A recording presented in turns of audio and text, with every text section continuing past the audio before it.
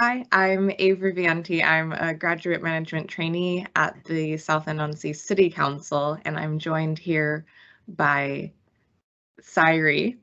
And I would just like to ask you to introduce yourself, just tell us a little bit more about who you are, what you do, and basically just how you came to be where you are. Sure. Hi, I'm Syrie Cox and I'm the Chief Executive of Southend YMCA, and it's wonderful to be here the day after officially Southend became Southend-on-Sea City, so that's pretty wonderful. I've been the Chief Exec of the Southend YMCA for around 16 years now, and for people that don't know too much about the YMCA, like many charities, was sort of founded in Victorian times in response to all the social deprivation of that time, actually, and bearing in mind there wasn't a welfare state either at that time. And the YMCA actually is called the Young Men's Christian Association. We haven't changed the name, and we are still the YMCA, and we work with people of all genders and of all faiths and none, so we're a very inclusive organisation. The YMCA is a federated network of individual charities, so there's around 100 individual YMCAs across England and Wales, and then we are part of a global movement of YMCAs. So the YMCA is the largest voluntary sort of network working with young people across the globe, actually. So it's quite nice to be local, regional, national and international. First and foremost, Southend YMCA is concerned about Southend, about social justice, about helping children and young people to have, and their families, helping children and young people to have the best start in life.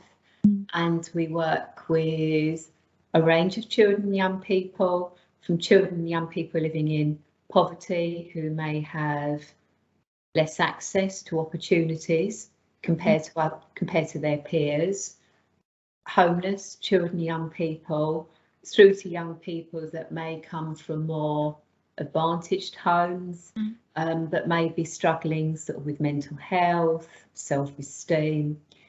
We work with thousands of children and young people each year, and I think we are, perhaps we're one of Southend's best kept secrets. We don't intend to be a secret, but you know, I've got a fabulous staff team, and they're always very busy, you know, designing and creating projects with and for young people. So, you know, very busy, but loving it.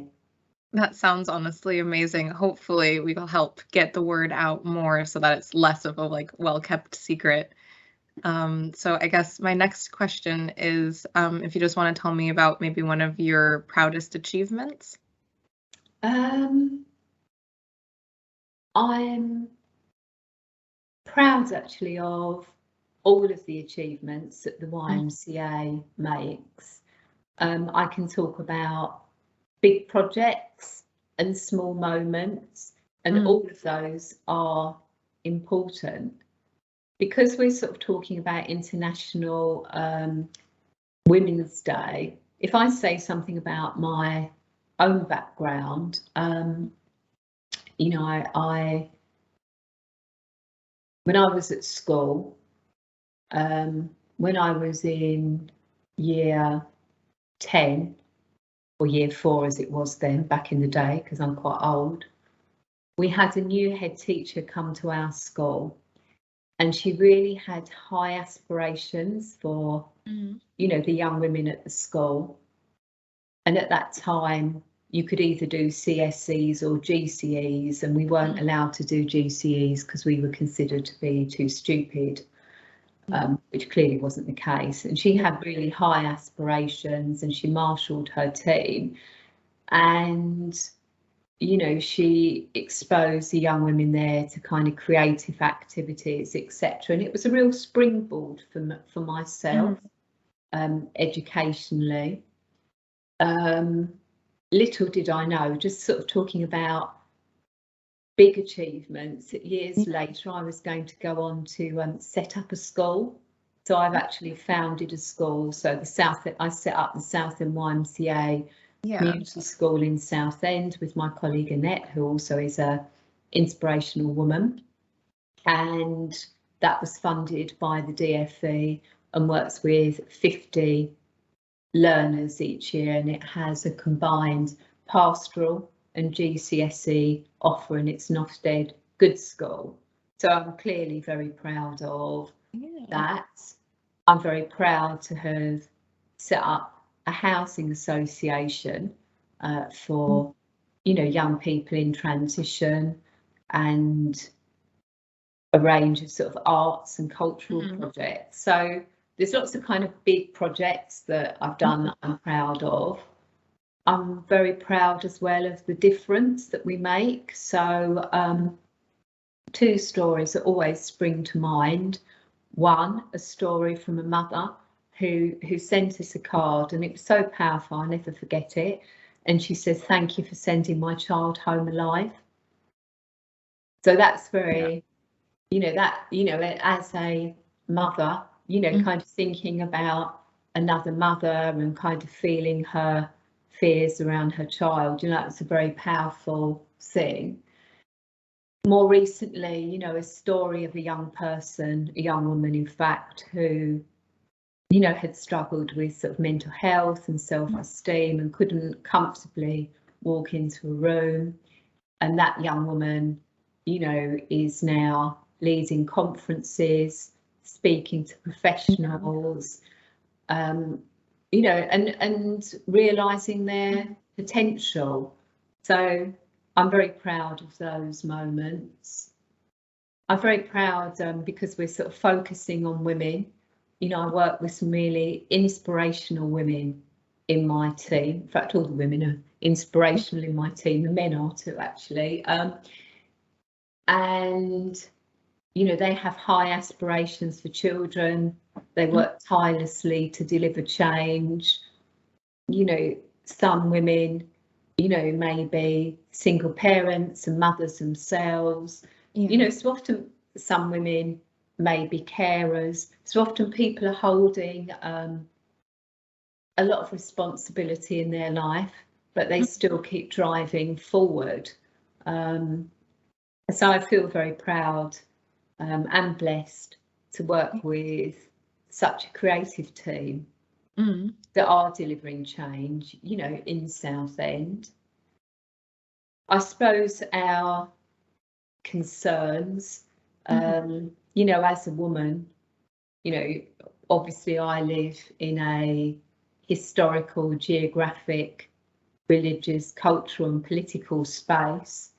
And it's a source of personal concern to me that there are places in the world where women can't even be educated, whatever their potential. And I'm quite shocked, really. You like to think we're in the 21st century and we're more enlightened. I'm shocked, you know, that women are still trafficked into sex industry and sort of modern slavery, you know, and they don't have a choice there. So I think as we think about International Women's Day, there's a lot we need to appropriate ourselves to and address. I also want to pay testament to some of the women of colour in this town, you know, in leadership roles, you know, leading various organisations, you know, from the carers organisations, SABS,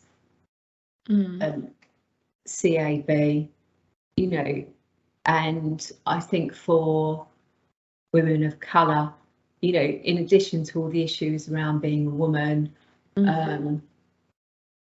you know, there are obviously issues relating to sort of, you know, structural racism, and those sort of barriers that people have to overcome too. So, you know, it's wonderful to be working with women like that in the town who, you know, are really driving forward a sort of inclusive town and wanting to further equality and a response to sort of diversity.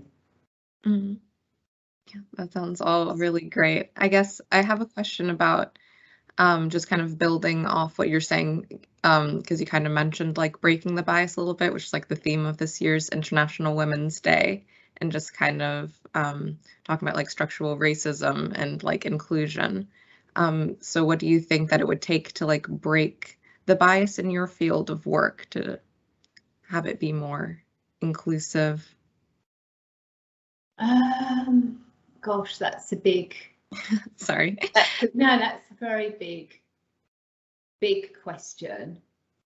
I think we're on a journey in general, and going back to the historical, geographic, religious, cultural and political context, you know, we are in a journey, and you know, we are having conversations, and we sort of stand on the courageousness of women that have gone before. So if I think about my own mother, you know, when my mother worked in the, you know, late 60s, early 70s, she was paid significantly less than a man in the same company who did the same job.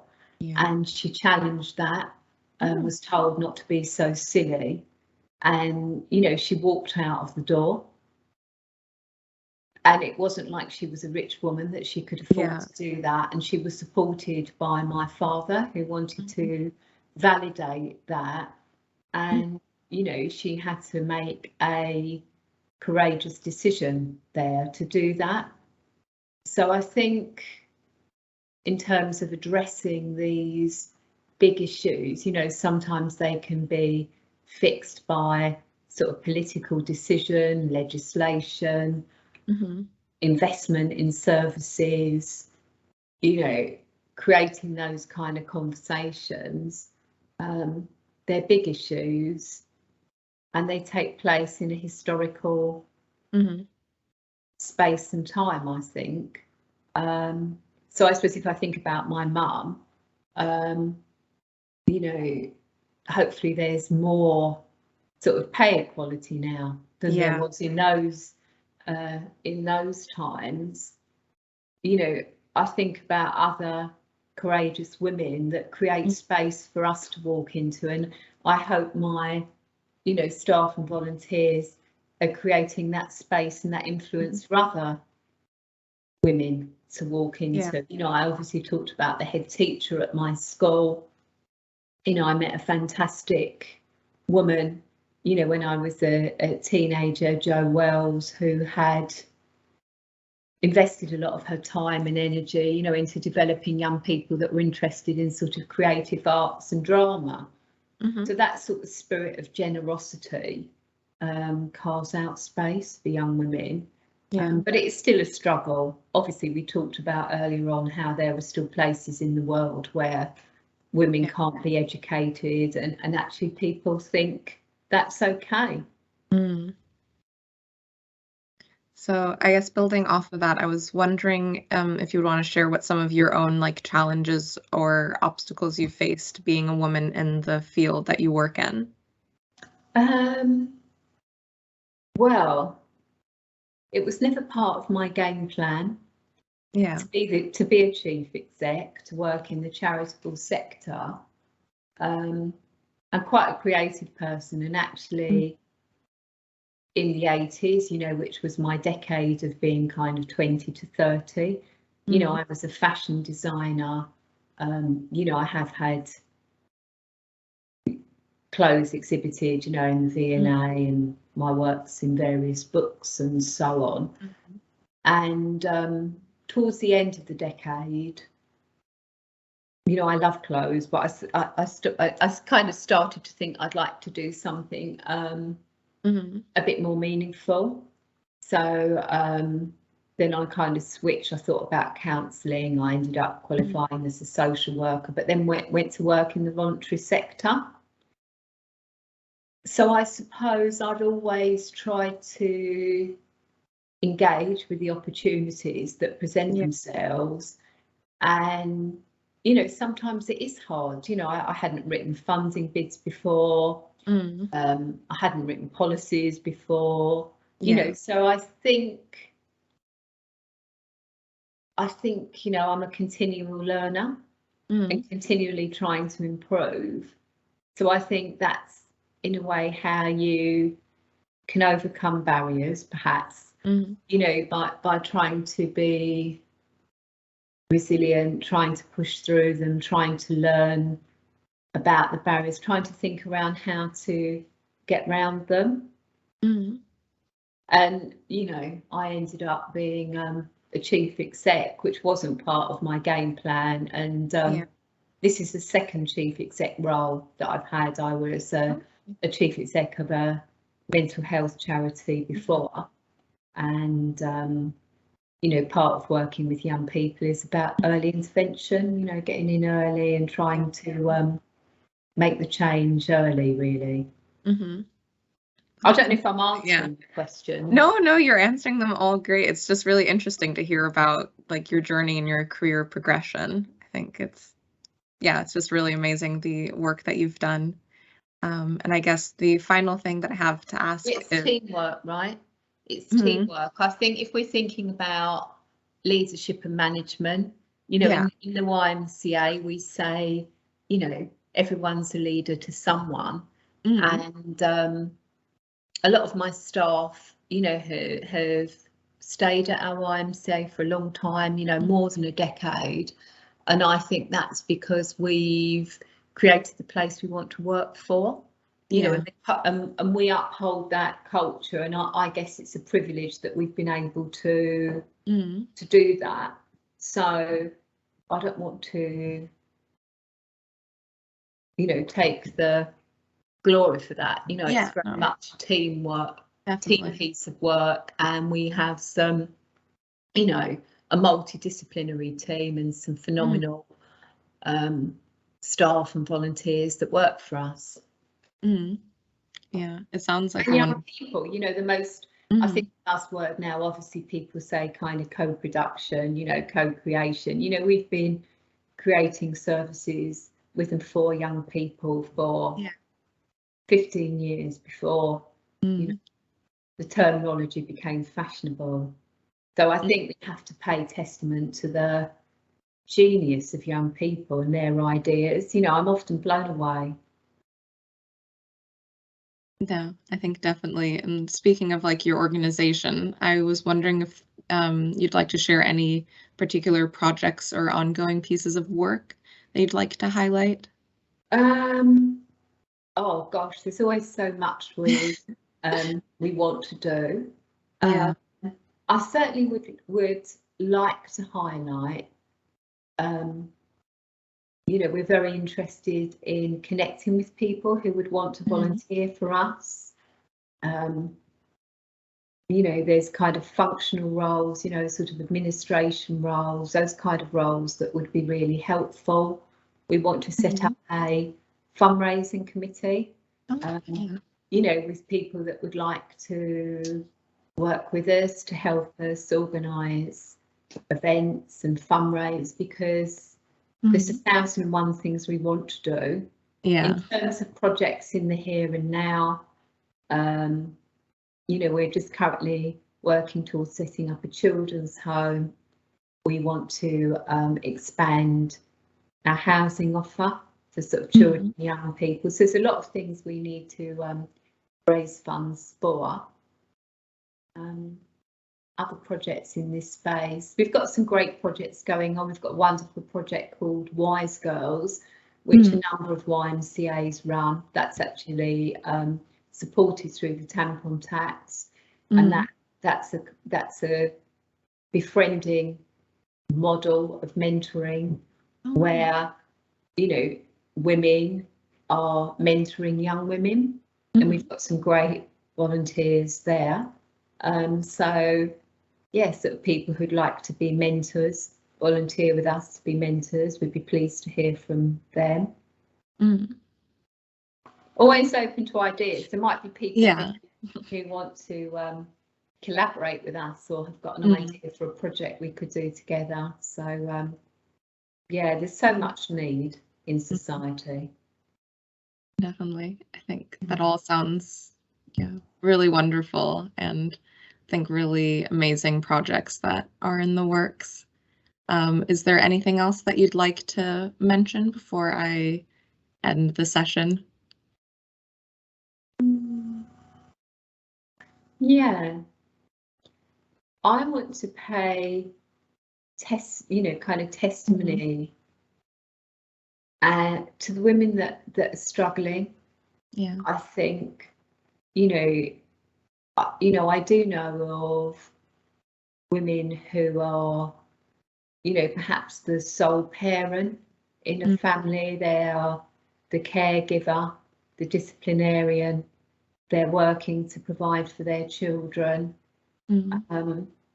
Things can be tough for people, and they are sort of unseen heroines, I think.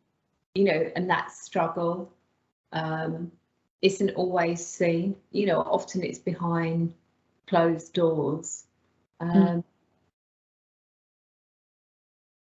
Yeah, but we know, we do know that those struggles go on, and yeah, what we as a society can do to support women more, I think needs looking up. Yeah, I definitely agree. But yeah, so yeah, thank you so much for taking time out of your day to come and do this interview.